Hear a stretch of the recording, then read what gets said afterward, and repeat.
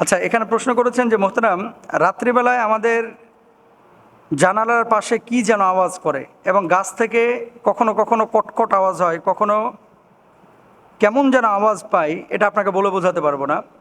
রাত্রিকালীন সময়ে যখন বাথরুমে যাই মনে হচ্ছে যে আমার বাথরুমের জানালার পাশে কেউ একজন আমাকে ফলো করতেছে। কখনো কখনো মনে হয় কেউ আমার পেছনে দাঁড়িয়ে। এখন কি করতে পারি?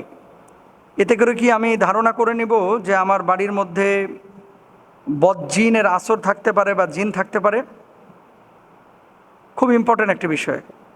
এটা কিন্তু অনেকেরই হয় যে আপনি রাত্রিবেলায় ঘুমাচ্ছেন, মনে হচ্ছে যে কেউ আপনার জানলার ধারে দাঁড়ায় আছে, বা গাছ থেকে অনেক সময় ক্যাস ক্যাস আওয়াজ আসে, বাঁশঝাড় থাকলে অনেক সময় বিভিন্ন ধরনের আওয়াজ আসে। এই আওয়াজগুলো কখনো কখনো বাঁশের ওই ঝড়ের মধ্যে কোনোটা বাঁকা হয়ে গেছে, কোনোটা সোজা হয়ে গেছে, এই কারণে হয়ে থাকে।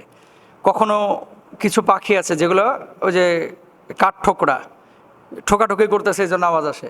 কিন্তু এই যে আশপাশে কেউ আছে এটা যদি আপনি ফিল করেন, আর আপনার কাছে যদি মনে হয় যে বাসার মধ্যে কোনো বদজিন আছে কিনা, এটার কোনো সিমটম বুঝতে পারবো কিনা, এগুলো তো সরাসরি হাদিসের মধ্যে এটা নাই যে এটা থাকলে বুঝে নেবা যে বাড়ির মধ্যে জিন আছে।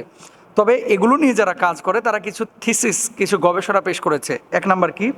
এক নাম্বার হচ্ছে ঘরে ঢুকে দেখলেন, মানে এই সমস্ত জিনিসগুলো দেখলে আপনি বুঝবেন যে বদজিনের আছর থাকতে পারে। এক নাম্বার, ঘরে ঢুকে দেখলেন কি সব পড়ে আছে অথচ এগুলো কোথাও ছিল আপনি জানতেনই না। এমনটা হতে পারে ভূতের কারণেই। ভূত বলতে বদজিনের কারণেই। বদজিনের কারণে বন্ধ ঘর খোলার পরে যদি দেখেন জিনিসপত্র বা আসবাবপত্রের স্থান পরিবর্তন হয়েছে, সেটি বদজিনের আসর হতে পারে। এক নাম্বার। দুই নাম্বার আসেন, বাড়ির দেওয়াল বা কাঠের আসবাবের ওপর নখের দাগ বা তেমন কিছু দেখতে পাচ্ছেন, এমন দাগ কি কখনো লক্ষ্য করেছেন? যদি এরকম কিছু দেখেন যে নখ দিয়ে খামচে পুরো দেয়ালটাকে একটা আকার আকৃতি দেওয়া হয়েছে বা একটা দাগ ফেলে দিয়েছে, জানবেন যে বদজিনের আসর থাকতে পারে। তিন নম্বর, বাড়ির এ ঘর ও ঘর ঘুরতে ঘুরতে হঠাৎ কোথাও খুব শীত করে অথচ বাড়ির কোথাও এসি লাগানো নাই, অথবা আবার আরেক জায়গায় হঠাৎ দেখতে পাচ্ছেন যে গরম, এরকম যদি হয় জানবেন যে বদজিনের আসর থাকতে পারে। চার নম্বর, এক মনে কাজ করছেন, হঠাৎ মনে হলো কে যেন পাশ দিয়ে চলে গেল, মানে ছায়া ফস করে চলে গেল। আপনি কনফার্ম যে কেউ গিয়েছে, অথচ পাশের মানুষ সে বলতেছে দূর, কিচ্ছু যায় না, আপনি কিন্তু ফিল করেছেন, বদজিনের আসর হতে পারে। বাড়ির আলো কি খুব কাঁপছে, লাইটের জায়গায় আছে কিন্তু দেখতেছেন কি লাইটের আলোটা এভাবে কাঁপাকাঁপি করতেছে অনেক সময়, কিন্তু লাইটের জায়গায় আছে, বদজিনের আসরের একটা আলামত। কান্নার একটা হঠাৎ আওয়াজ চলে আসছে, বিড়ালের একটা হঠাৎ আওয়াজ চলে আসছে অথচ কিছুই নাই, কোনো অস্তিত্বই নাই, বদজিনের আসর হতে পারে।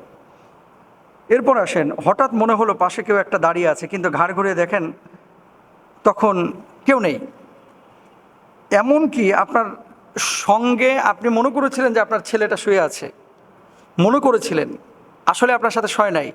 আপনি পুরো ঘুমের মধ্যে ভাবছেন যে আপনার পাশে কেউ শুয়ে আছে বা বসে আছে, চোখটা খুললেন দেখছেন কেউ নাই, আবার চোখটা বন্ধ করছেন আবার দেখতেছেন, এরকম প্রবলেম, বদজিনের আসর হতে পারে। বাড়ির পোষ্য প্রাণীটি হঠাৎ খুব অদ্ভুত আচরণ করছে।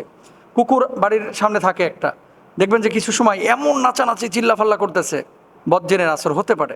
বিড়াল এমন কান্নাকাটি করতেছে, চিল্লাফাল্লা করতেছে রাত্রিকালীন গভীর সময়, বদজিনের আসর হতে পারে। তা আপনাদেরকে যে বিষয়গুলো বলবো, এগুলো থেকে বাঁচার উপায় কি? সূরা বাকারাটা ইউটিউবে ছেড়ে রাখেন প্রতিদিন একবার, আয়াতুল কুরসি পড়েন, 4 কুল পড়েন, এবং বাড়িটাকে পবিত্র রাখেন, নামাজের পরিবেশ রাখেন, তেলাওয়াতের পরিবেশ রাখেন, সারাক্ষণ অপবিত্র অবস্থায় থাকেন না।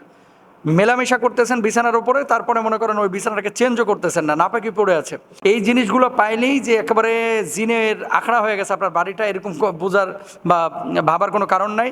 স্থানীয় কোনো কবিরাজ বা রাকি যারা অথেন্টিক কাজ করতে পারে, এদেরকে নিয়ে এসে বাড়িটা চেক করা, ইনশাআল্লাহ যদি আপনার সমস্যা হয় একটু চিকিৎসা নিন। আল্লাহ তাআলা আমাদেরকে বোঝার তৌফিক দান করুন।